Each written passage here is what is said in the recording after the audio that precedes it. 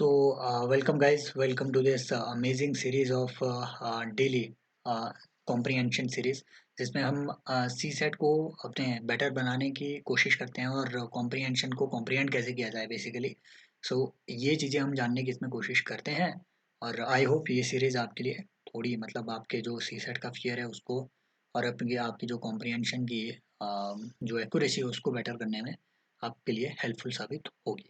देखो ये अपना 2022 का क्वेश्चन है, 2022 का क्वेश्चन पेपर है और इसके कुछ कॉम्प्रिहेंशंस को हम सॉल्व कर रहे हैं। हम देख रहे हैं कि क्या लॉजिक लगाया जाए जिसके आधार पे आप जो है कॉम्प्रिहेंशन के क्वेश्चंस को बेटर बना रहे हैं। मेरी हमेशा से ये अप्रोच रही है कि पैसेज पढ़ने से पहले आप जो है क्वेश्चन देखो, क्योंकि क्वेश्चन देख के आपको नंबर वन आइडिया हो जाएगा शॉर्ट में कि पैसेज बता क्या रहा है और उससे आपको देखना क्या है, राइट, फाइंड आउट क्या करना है। इसमें क्वेश्चन पूछा हुआ है और इस तरीके के क्वेश्चन कभी मत छोड़ना। मैं बता रहा हूँ इस तरीके के क्वेश्चन इसलिए नहीं छोड़ना क्योंकि इनके ऑप्शन आपके लिए हेल्पफुल है। ये ऑप्शन आपको बता रहे हैं इसमें से एक स्टेटमेंट कोई रॉन्ग है और वही रॉन्ग स्टेटमेंट आपने ढूंढनी है। देखो यहाँ क्वेश्चन बोल रहा है according to the passage natural selection can not anticipate future environment on earth as species not fully prepared to face the environment changes that await them will face extinction, right? All the existing species would get extinct as their genome will not withstand biological mishaps. देखो ये all the existing species will get extinct as their genomes will not withstand, यहाँ would get है ना, extinct के बारे में बात हो रही है, मतलब आप पहले ही इस चीज को एलिमिनेट करके आप आंसर तक पहुंच सकते हो। I think C should be the answer, बाकी हम देखेंगे, राइट। अगला बोल रहा है कि inability of genome to withstand the environmental changes would result in extension and extinction of species is a common feature, right. ये यहाँ से आपको पता चल रहा है कि पैसेज जो है ना एक्सटिंक्शन के बारे में कुछ जान रहा है, एक्सटिंक्शन के बारे में बता रहा है और सर्वाइवल के बारे में कोई ना कोई चीज़ यहाँ पे आपको देखने को मिलेगी। देखो क्वेश्चन बोल रहा है या पैसेज बोल रहा है कि natural selection can not anticipate the future environment on earth, can not anticipate future environments on earth, therefore the set of existing organisms can never be fully prepared, set of existing organisms, not all, ये बात याद रखना, not all, not all, ये चीजें साथ में लिखते जाना चाहे। not all organisms can never be fully prepared for environmental catastrophes that await life, right? ये कुछ एक ऑर्गेनिजम्स के बारे में बोल रहा है कि भैया वो जो है एनवायरनमेंट में जो त्रासदियां आएगी उनके उनको उनको झेल नहीं पाएंगे। कुछ एक जीव ऐसे हैं, ये कुछ एक की बात कर रहा है, यहाँ बोला हुआ है ऑल के बारे में। ऐसे ही एलिमिनेट कर दो बस ऑप्शन को, आंसर आपका ऑलरेडी मिल गया। अब यहाँ से हमने लॉजिक देखना है, क्या लॉजिक ये बात कर रहा है आपको। An outcome of this is extinction of those species which cannot overcome environmental adversity, and this feature to survive in modern terms can be attributed to this failure to survive in modern terms can be attributed to genomes which are unable to withstand कुछ एक ऐसे genomes है which are unable to withstand geological vagaries or biological mishappenings, right? In biological evolution on earth, extinction of a species has been a major failure, extinction of a major feature। Biological evolution of earth में कुछ एक species का extinction हुआ है, ये major feature है। The earth में presently have up to 10 million species, yet more than 90% species that have ever lived on earth are now extinct। ये बात कर रहा है आज तक जितनी भी स्पीशीज दुनिया में आई हुई है वो आज एक्सटिंक्ट है, उनमें से 90% आज एक्सटिंक्ट है, नॉट ऑल, नॉट ऑल। ये बातें हमेशा यहाँ से आपने दिमाग में डालते जानी है कि नॉट ऑल के बारे में बात कर रहा है, कुछ एक के बारे में बात कर रहा है, समझ गए। once again, creationist doctrines fail to satisfy the address why divine creator will firstly bother to create millions of species and then allow them to perish। यार ये मतलब एकदम मस्त आर्गुमेंट है ना, कि भैया वो जो लोग मानते हैं कि इस दुनिया में कोई ना कोई क्रिएटर है, तो भैया पहले बनाया क्यों अगर उसने मारना ही था उन चीज़ों को, डायनासोर को बनाया क्यों अगर मारना ही था फाइनली, समझ गए। Darwinian explanation of for extinct life is once again simple. Darwinian जो आपकी जो एक्सप्लेनेशन है एक्सटिंक्शन ऑफ लाइफ से रिलेटेड, ये काफ़ी सिंपल है, ये बात कह रही है। elegant and once convincing, organisms go extinct as function of environmental, right? Organisms go extinct as a function of environmental or biological assaults for which their inheritance damns them, ill equipped, right. So ये एक क्या है कि मतलब extinction is a function of environment, ये बात ये कर रहा है, राइट। ये जरूरी है एक्सटिंक्शन होना डार्विन के अकॉर्डिंग। देयरफॉर, राइट, क्योंकि वो इल इक्विप्ड है, जो जो इल इक्विप्ड हो जाएंगी, जो जो स्पीशीज जो डील नहीं कर पाएंगे कैटास्ट्रॉफ से, वो एक्सटिंक्ट हो जाएंगे according to Darwin. Therefore so called Darwinian theory of evolution is not a theory at all. So called theory है ना, Darwinian theory is not a theory at all. Therefore को हाईलाइट करना है यहाँ पे, देयरफॉर को, not a theory at all. Evolution happens, this is a fact. Evolution happen होता है एवोल्यूशन, ये एक फैक्ट है, नॉट ए थ्योरी। समझ गए बात को, ये एक फैक्ट है भैया, ये प्रूवन है, ये थ्योरी कहाँ है? Theory is something that enables you to create something new knowledge. ये तो ऑलरेडी हो रही है, ये थ्योरी नहीं है, ये आपकी आप ये एक डिस्क्रिप्शन है, it is not a theory. Theory must explain the description कि ये क्यों हो रहा है। ये नहीं बता रहा है कि ये क्यों हो रहा है extinction, no, it is a fact, not a theory. The mechanism of evolution is simply supported by scientific data. Indeed, to date, no single zoological, botanical, geological, paleontological, genetic, or physical evidence has refuted either of central uh, two main Darwinian ideas. If religion is not taken into consideration, if sorry guys, if religion is not taken into consideration, Darwinian laws are acceptable, just like the laws proposed by Copernicus and Galileo, Newton, and Einstein, set of natural laws that explain the natural phenomena in universe. Right? इसे छोड़ो, अभी यहाँ देखो, इसका answer आपको मिल गया, क्योंकि not all के बारे में यहाँ पे बात हो रही है। हमने यहाँ पे भी देखा, कुछ एक की बात हो रही है, कुछ एक की बात हो रही है, ऐसा नहीं बोला हुआ है कि सारी एक्सटिंक्ट हो जाएगी, कुछ नहीं बोला हुआ है ऐसा पैसेज में। हटा दो इसे, है ना। जहाँ जहाँ आपको ये मिलेगा ऑल वाला, तो दो को हटा दो, दो को हटा दो, दो को हटा दो, सी इज योर आंसर। राइट, अब आओ यहाँ पे। पैसेज सजेस्ट करता है कि Darwinian theory of evolution is not a theory at all. क्यों नहीं है? देखो, यहाँ पे ऑप्शन बोल रहा है इट डज नॉट। अगेन, ये बहुत इन्होंने डिस्प्यूटेड ऐसे ही फालतू में बना दिया।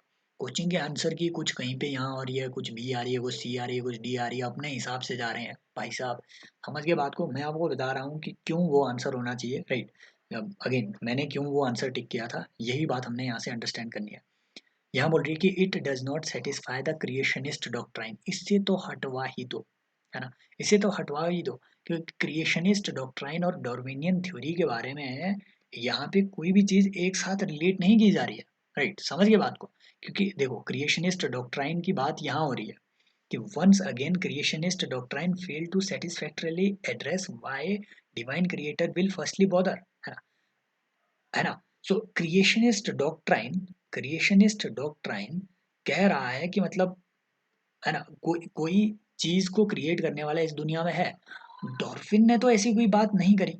और वैसे भी कोई थ्योरी क्रिएशनिस्ट डॉक्ट्राइन को अडियर टू कर रही है या नहीं कर रही है, it is not an evidence कि भैया वो थ्योरी है या नहीं है, वो साइंटिफिक है या नहीं है। इनफैक्ट, है ना, creationist doctrine is a hypothetical thing, और theory does not follow hypothetical things. समझ गए? सो इस बेसिस पे आप इसे थ्योरी ना होना डिक्लेयर नहीं कर सकते। समझ गए बात को? सो ये हटा दो यहाँ से। ये बोल रहा है कि there are no evidences to refute it. Again, बहुत सारे लोगों ने सी को यहाँ पे, है ना, सी को यहाँ पे मार्क कर दिया था। देखो, जिन्हें, है ना, बहुत सारी कोचिंग में ही सी इसका आंसर आया हुआ है, मुझे अभी भी याद है, हालांकि मैंने कोई भी आंसर की अभी नहीं देखी हुई है। बहुत सारे लोगों ने मतलब इसलिए ये यहाँ पे मार्क किया, क्योंकि यहाँ बीच में कहीं पे लिखा हुआ था कि till date no single zoological evidence has refuted either the central law, है ना, no single evidence has refuted. अब जिसको रिफ्यूटेड का मालूम नहीं है मीनिंग, वो एक बार यहाँ पे देख लेना कि भैया वास्तव में अभी तक डार्विन के दो केंद्रीय विचारों से किसी, है ना, का खंडन नहीं किया है। डार्विन के, है ना, डार्विन के जो थ्योरी है उसका खंडन किसी ने भी इनमें से किसी साक्ष्य ने नहीं किया है। समझ गए? सो रिफ्यूट करना मतलब उसको नेग्लेक्ट करना, उसको नकारना, उसको नेगेटिव या फिर उसको एक तरीके से रॉन्ग डिक्लेयर करना। तो इसे अभी तक कोई भी एविडेंस नहीं मिला कि जिससे ये रॉन्ग डिक्लेयर हो सके या रिफ्यूट हो सके या इसके अगेंस्ट कोई एविडेंस मिल सके। देखो, किसी थ्योरी को रिफ्यूट किया जा सकता है या नहीं किया जा सकता है, इस बेसिस पे आप डिसाइड नहीं कर सकते कि थ्योरी है या नहीं है। कुछ लोगों ने यहाँ पे क्या कहते हैं, मार्क्स का वो आइडिया, राइट, जो आपके डायलैक्टिक्स का आइडिया है, वो यहाँ पे फालतू में घुसेड़ दिया था एक्सप्लेनेशन में कि भैया आपके पास एक थीसिस होनी चाहिए, थ्योरी बनती है, और एक एंटीथेसिस होनी चाहिए अगर थ्योरी बनानी है। इन दोनों के कॉम्बिनेशन से जो निकलेगा वो सिंथेसिस निकलेगा और वो आपकी थ्योरी होगी। This is not the answer. गुरु बात यह है कि extinction is a function of environment and biological assault. ये आंसर आपको कहाँ से देखने को मिलेगा? ये आपको देयरफॉर से देखने को मिलेगा। देखो यहाँ Darwinian theory is not a theory at all. Why? देखो यहाँ अब ध्यान से देखो।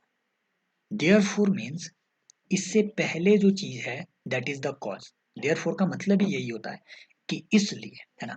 देयरफॉर का मतलब ही होता है कि इससे पहले आपने जो बात कही हुई है उसको कनेक्ट कर रहा है देयरफॉर नेक्स्ट वर्ड के साथ, नेक्स्ट सेंटेंस के साथ। अब देखो ध्यान से, यहाँ बोल रहा है कि organisms go extinct as a function of environment और बायोलॉजिकल असॉल्ट्स।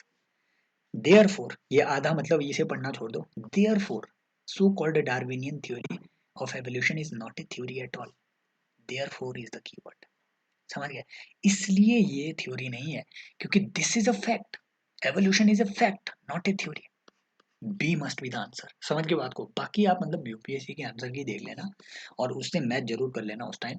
और किसी को अगर दूसरा कोई क्लू मिलता हो जो हो सकता है हमने कभी मिस कर दिया हो जीवन में यहाँ पे, तो उसे भी एक बार जाकर के आप जरूर देख लेना। अब देखो इसको देखो, इस क्वेश्चन के लिए पैसेज पढ़ने की जरूरत ही नहीं है कि only species that have the ability to overcome environmental catastrophes will survive and perpetuate. ये बात तो सही है, लिखा हुआ है। डार्विन भी यही कह रहा है कि एनवायरमेंटल कैटास्ट्रॉफ्स को आपको जो है सहना पड़ेगा अगर जिंदा रहना है। आगे बोल रहे हैं कि more than 90% of species on earth are in danger of getting extinct due to drastic changes.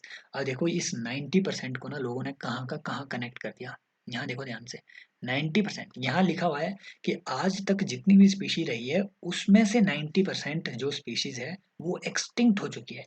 It does not mean कि अभी जो स्पीशीज है उनका 90% हिस्सा एक्सटिंक्ट हो जाएगा। समझ गए? एक्सटिंक्ट हो जाएगा, no, it does not mean that. आज तक का समझ रहे हो? मतलब आज तक अर्थ जब से बनी हुई है तब से लेके आज तक की 90% स्पीशीज, और 90% ये पूरे ड्यूरेशन की है। अब आप ये नहीं कह सकते हो कि इस पॉइंट पे जितनी स्पीशीज है उनमें से 90% जो है, मतलब देखो ये ना पैरिटी में नहीं होगी कभी भी लाइन, ये एवरेज पूछा बोला हुआ है इन्होंने कि अब तक की 90% स्पीशीज। हो सकता है प्लेस्टोसीन एरा की ज्यादा स्पीशीज एक्सटिंक्ट हुई हो, इससे पहले की एरा की कम स्पीशीज एक्सटिंक्ट हुई हो। इट डज नॉट मीन कि मतलब हर एक एरा में 90% स्पीशीज ही एक्सटिंक्ट हुई हो। ये लीनियर नहीं है ये चीज, समझ गए? ये इन्होंने एवरेज बताया हुआ है, सो इसे हटा दो, है ना। एवरेज बताया हुआ है ये। सो जरूरी नहीं है कि अभी जो स्पीशीज एग्जिस्ट कर रही है वो 90% उनमें से एक्सटिंक्ट हो ही जाएगी। इसे हटा दो, इसे हटा दो। Answer must be your A. Right, Darwin's theory explains all the natural phenomena. बस ये तीन भी हटा दो, इसमें कोई कंफ्यूजन होनी नहीं चाहिए। समझ गए बात को? So all the natural phenomena कैसे हो सकता है भाई? सनलाइट उग रही है, डार्विन थोड़ी ना बोल रहा है इसके बारे में कि सनलाइट कैसे निकल रही है। समझ गए बात को? So this is how we should approach it, है ना। अब लंबी हो जाती है यार वीडियोस फिर, राइट, लंबी हो जाती है। तो बाकी हम बाद में डिस्कस करेंगे, है ना, जो अगला अपने क्वेश्चंस रहेंगे। सो आई होप ये जो सेशंस है, ये सेशंस आपको रीजंस आइडेंटिफाई करने में हेल्पफुल हो रहे होंगे। वो रीजंस जिनकी, वो रीजनिंग जिनका यूज करके जो है आपने अपने आंसर्स तक पहुंचना है पैसेज में। Take care, bye bye. ये लेक्चर अपने डेली अपलोड होते रहेंगे, प्लेलिस्ट जा करके देख लेना जो नए लर्नर होंगे। और कमेंट में जरूर बताना यार, कमेंट में जरूर बताना कि कैसे ये लेक्चर जा रहे हैं और कैसे इनको बेटर किया जा सकता है। Take care, bye bye, as always love.